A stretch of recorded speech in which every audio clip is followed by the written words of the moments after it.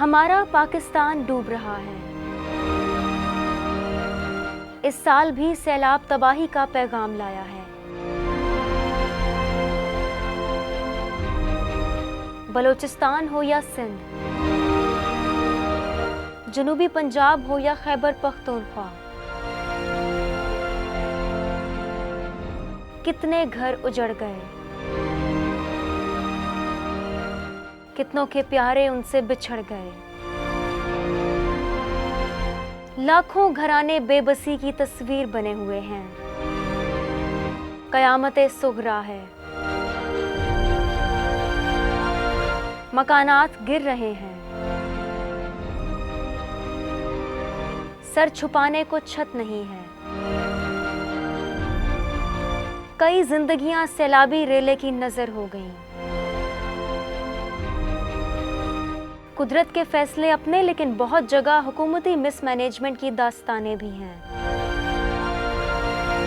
ہر سال کی طرح اس سال بھی کئی جگہ انتظامی افسر قصے کہانی ہی سناتے رہے۔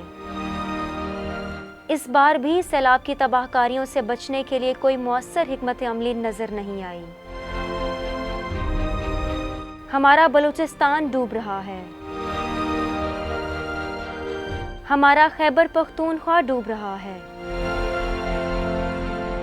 ہمارا سندھ ڈوب رہا ہے، ہمارا پنجاب ڈوب رہا ہے، ہمارا پاکستان ڈوب رہا ہے۔ سیاست ہوتی رہے گی، لیکن نکلیں اپنے جیسے انسانوں کی مدد کے لیے۔